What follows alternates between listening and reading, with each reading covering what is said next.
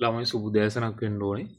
මං චූටි video clip එකක් අරන් ආවා හැමදාම එකම තමයි. හැබැයි චුට්ටක් මේ අද අලුත් දෙයක් දැක්ක එකයි. මෙන්න මේකයි සිද්ධිය. දැන් ඔයාලා පෝගනාටුම් වල ජීවන චක්‍රය කියන එක ඉගෙන ගන්න ඕනේ. ඒ කියන්නේ බ්‍රයෝෆයිට්ස් ලගේ ජීවිත කාලය ඇතුළත කියන ඕනම ශාකයේ ජීවිත කාලය ඇතුළත එයාලගේ ජීවන චක්‍රය ගත්තාම ජන්මානුශාකය සහ බීජානුශාකය කියලා ශාක පරම්පරා දෙකක් ඇති වෙනවා. එතකොට මෙයාලගේ අර එයාලගේ ජීවිත කාලය ඇතුළත වැඩිපුරම එළියට පේන ශාකය තමයි ප්‍රමුඛ ශාකය වෙන්නේ. එතකොට පෝගනාඩුම් වල ප්‍රමුඛ ශාකය වෙන්නේ එයාලා නොදියුණු හන්දා ජන්මානුශාක ආකාරය තමයි ප්‍රමුඛ ශාක ආකාරය වෙන්නේ. එතකොට ජන්මානුශාකේ ජන්මාණු හදලා ඊට පස්සේ ඒවා මේ වගේ සංසේචනය වෙලා යුක්තාණුවක් ඇදිලා ඊට පස්සේ මෙන්න මේ වගේ බීජානුශාකයක් හැදෙනවා. අපි දන්නවද එතකොට මේ ජන්මානුශාකය කියන්නේ ඒකේ ජායා ජන්මානුශාකයේ උඩ තමයි මේ බීජානුශාකය කියන එක හැදෙන්නේ. ඒක එතකොට ස්පෝටිකාව තන්ත්‍රය පාදය කියලා එහෙම අපි බෙදනවා. එතකොට ඒ ජීවන චක්‍රය ඊට පස්සේ ඒකෙන් බීජාණු හැදිලා මේ වගේ මෙහෙම මේ ආය ජන්මානුශාක පරම්පරාවක් හැදෙනවා. ඒ ජීවන චක්‍රය කියන එක දන්නවා. හරිද? මේක තමයි ඔයාලගේ පොතේ තියෙන්නේ. ළමයි ඇත්තටම පාසි ශාකයක් ගත්තොත් මෙන්න මේ වගේ බ්‍රවර්ඩ් මේ පේනවා මගේ අතේ ඒ කියන්නේ ඇඟිල්ල සයිස් එකත් ගත්තොත් මේ හෙන්න පොඩි. ඒකවල මේ කියන්නේ මෙයාලා මේ විනාල ශාක. ඔයාලට තේරෙන්න ඕනේ ඇයි මේ සෝරි මේකේ ફોකස් එක පොඩ්ඩක් අවුල් වෙනවා. විනාල ශාක වෙන්නේ ඇයි කියලා. ඒ කියන්නේ ඒකට හේතුව තමයි මෙයාලා ගත්තාම දැන් පේනවනේ හෙන්න පොඩි.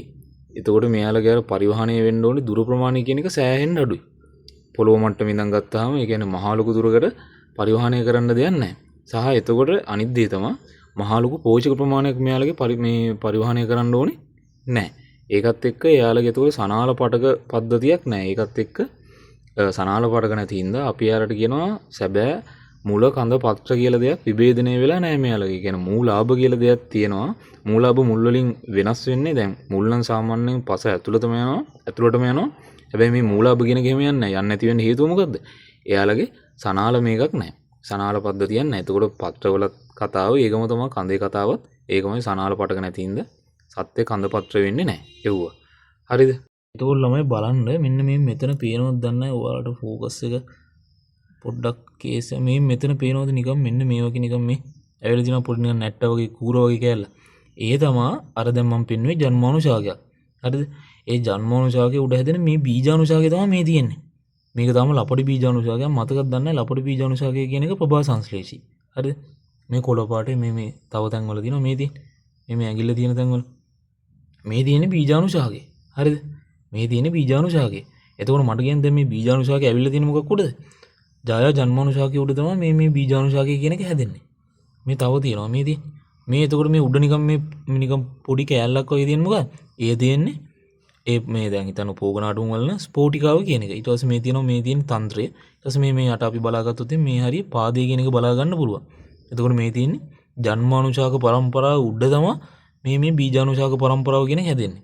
ටික කාලයක් ගියාට පස්සේ මොකද වෙන්නේ? මේක අර දුඹුරු පාට වගේ වෙලා අර මේක ඇතුළේ තියෙන බීජාණු පරණද වෙද්දි මේකේ තියෙන ප්‍රභා සංශ්ලේෂී හැකියාව කියන එක නැති වෙලා යනවා. ඊට පස්සේ ස්පෝටිකාව කියන එක පුපුරලා මෙහෙම වටේටම ස්ප්‍රෙඩ් වෙනවා. තියෙන මේ බීජාණු. හරිද? ඒ සයිකල් එක තමයි ඔයාලා ඇත්තටම ඉගෙන ගන්න මොකේද? පොතේ මේ තියෙන පාසි. මේ පේනවනේ. අලුතෙන් හදපු පැලයක මේ හදලා තියෙනවා පොඩ්ඩක් උඩින් ඩෙකරේෂන් එකට පාසි වල මම ඊට පස්සේ තමයි දැක්කේ. මෙන්න මේ තියෙන මේ බීජාණුශාක ආකාරයේ පරම්පරාව දැක්කේ මම පස්සේ. ඊට පස්සේ තමයි ඔයාලා නිකන් පෙන්වන්න කියලා හිතුනේ. ඔයාලා පොතේ ඉගෙන ගන්න දේවල් ඇත්තටම ඔයාලා නිකන් මේ වගේ එළියට බැස්සුත් එහෙම බලා ගන්න පුළුවන්.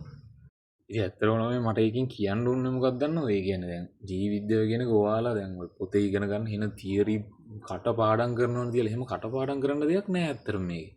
ඒ කියන්නේ එන සරල ජීව විද්‍යාව කියන එක මේ පොතට එහා ගියපු ඒ කියන්නේ මේ සරල ඔයාලගේ මේ ප්‍රායෝගික දේවල් ගැන තමයි ඉගෙන ගන්න තියෙන්නේ. ඉතින් දේවල් අධ්‍යයනය කරලා ඊට පස්සේ ඒ වගේ තියරිනේ ඔයාලා පොතේ ඉගෙන ගන්න. අර පොතත් එක්ක ප්‍රායෝගිකව යන්න. ප්‍රායෝගිකව මේ දේවල් දකින්න. දකිද්දි ඇත්තට ඔයාලට තේරෙනවා අර ඔය ඔයාලා ඉගෙන ගන්න කෙමිස්ට්‍රි ෆිසික්ස් එක්ක ගද්දි ජීව විද්‍යාව කියන එක හිනා අර සුන්දරම සුපිරිම සබ්ජෙක්ට් එකක් කියලා අන්න එතකොට තමයි ඔයාලට තේරෙන්නේ. එතකොට තමයි සබ්ජෙක්ට් එකට ආසී දෙන්නේ. හරිද?